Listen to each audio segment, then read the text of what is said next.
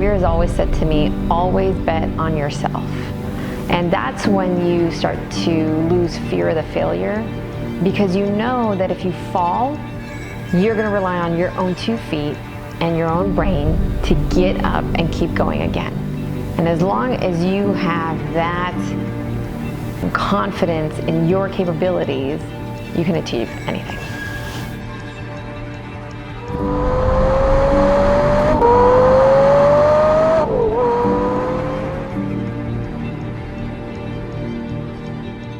So in the mid-2000s, my brother and I go to Penske Porsche in Rhode Island. And we see this car that, to be frank, at that time, I hadn't really heard a lot about. I had read some things in like Motor Trend and Road and Track, which were the magazines at the time. And I really thought to myself, you know, this is an exquisite car. Given everything that I know at this point, this is just going to be the car. We end up seeing that car, and I remember it was listed nearly at the MSRP. The first time I saw it, it was also in silver, also with terracotta interior, and it was just absolutely magnificent. It looked like it was going fast, even though it was standing still.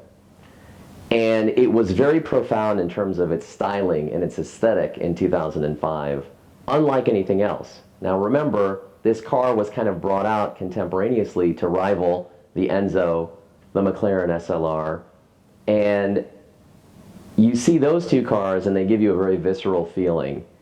But I saw this and it was like this sledgehammer just hit me over the head. It was like, you know, Cupid ends up shooting his arrow, and it was one of those very kind of like iconic cartoon moments. I just fell in love with the car. The fact that it was analog, had a Beechwood shifter, and it sits up high so that it's truly driver-centric. You're shifting right here, and that fraction of a second that you have that saves you that time to actually shift gears, it's something that is appealing. And the fact that, you know, I could see that in real time and appreciate it and look at it, for the first time, it was like love at first sight. I had never to that day seen anything like that car. And even now, 15 years later, I still look at it with that same type of fondness. I've never seen another car that spoke to me like that, even other Porsches. Hi, my name is Shiva Shah, and I'm Tanvir's wife. I don't actually know how to put into words Tanvir's love for Porsche. It's not an obsession. It is a deep reverence for everything the brand stands for, all the machinery, all the intellect that goes into it, the performance that comes out of it. It just makes him so happy to be driving a Porsche, whether it's from the 1970s or whether it's from, you know, 2013. It's he feels one with the car and the way that it's made. You know, many years after my experience of racing Porsches with my brother and kind of my love affair with the car growing exponentially, I meet my wife. And, you know, back in 2013 when we got married, she was a car girl. She was a big Audi fan. And I said, you know, let me tell you a little bit about this car that I love and why I love it. And so when we got married, we kind of went through this journey of her learning a lot about why I'm so passionate about cars, why specifically this car and this brand in particular that I'm very passionate about. And along with that, we kind of also tied that to what our goals are, both personally, religiously, professionally, and then just for fun. So when we first got married, Tanvir and I, we would put together a bucket list or a wish list, and we did vision boards because we believed in making into reality what was in our thoughts and our hearts and our head. So every year we have a conference together, just the 2 of us, at the end of the year, December 31st, and we sit down and we map out what our goals are for the following year, or what our long-term, long life goals are. And we try to visualize it with pictures, but we really just kind of put it out there, and then we just kind of start to work together and support each other in in those goals and getting there. In order to get really good at something, in order to get really good at racing, you have to find that edge, that absolute edge, the edge of the physics around the turn, the edge of your tires having grip to the road before they break loose and you spin out of control. And then finding that edge in yourself where fear goes from being controlled anxiety to chaos. If you synchronize those three edges and you put them together consistently over time, you're going to win that race. You're going to have a faster time. You're going to be successful. And I think it's also until you find your lane, what you're passionate about, that all of us have something inside of us that wants us to find that edge. But a lot of times what paralyzes us is fear. You're afraid to go there. You're afraid to push yourself. You're afraid to drive faster. You're afraid that the tires will break and give way. But in grappling with that fear and hugging it and making it something that you get uncomfortably comfortable with, it really allows you over time to achieve great results. I would say that Thanveer doesn't chase dreams. He works very deliberately and very diligently to align situations and things in a way that helps his dream become a reality. It's really something special to watch.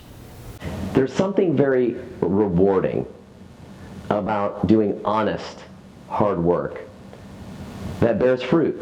And when it does, and you're able to achieve these types of goals or these types of benchmarks or metrics that you judge yourself by, it's very gratifying. And I think internally that's what drives me. And I think having certain goals and being able to experience certain pleasures, that to me comes in the form of Porsche. And being able to have an opportunity to drive vehicles that take you through the arc of their history, from very early 356s to very modern 918s or 992 Turbo S cars that are coming out now. And being able to see the evolution of the aesthetic and the engineering combined is a real privilege. And to be afforded that opportunity and to work hard to continually do that is really one of my passions. In fact, it might be my singular passion.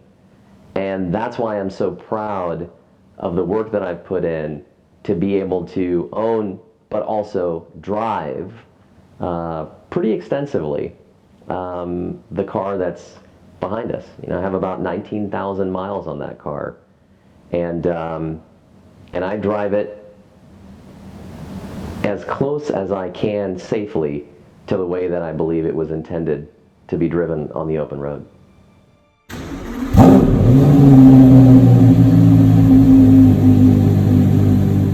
It's funny when I'm asked what this car means to me,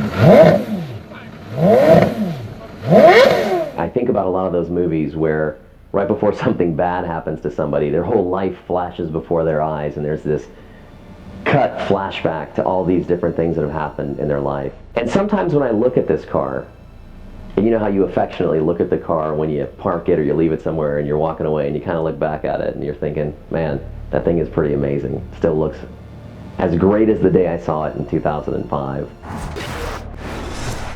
But similar to that flashback, it's kind of like you see these really interesting vignettes of your childhood, of your upbringing, of what your parents told you. And it means so much more than the ability to just hop in here and drive and put those 10 cylinders of pure symphony to work. It means that if you have goals and if you have dreams and if you work hard and you work honestly and you do that consistently over time, like you're racing on a track and taking those laps and pushing those turns, over time, you will achieve those goals. And it means that everything my parents taught me and instilled in me and demonstrated to me by leaving the country of their birth and coming to this great country and affording me the opportunity to be born and live here and achieve a small part of that American dream is what it means. And If there was anything that I could say resonates with me, it's when I get an opportunity to share this car with somebody else who's passionate, somebody else who is so much like I was when I was younger, but is still in pursuit of their goal. Because sharing that dream with that person is my way of passing that forward and paying that forward, and hoping that I can inspire somebody to say, hey, if you find your passion, if you find your lane, if you hug the fear, the parts of you that are petrified of doing whatever it is that allows you to actualize those dreams, just know that you can do it. Because there's nothing special about me. And if I had the opportunity and the blessing and the positive outcome and have been able to do that, then you know what? You can do that too. And if you can be just as happy in whatever that goal is, whether it's a car or it's something else. But that is something that you have in you, and you also have the keys inside you to unlock it. And it was until I really started to understand that, and understand what keys were necessary to unlock that from inside of me, it was only then that I was privileged enough to be able to get the keys that could unlock this car for me.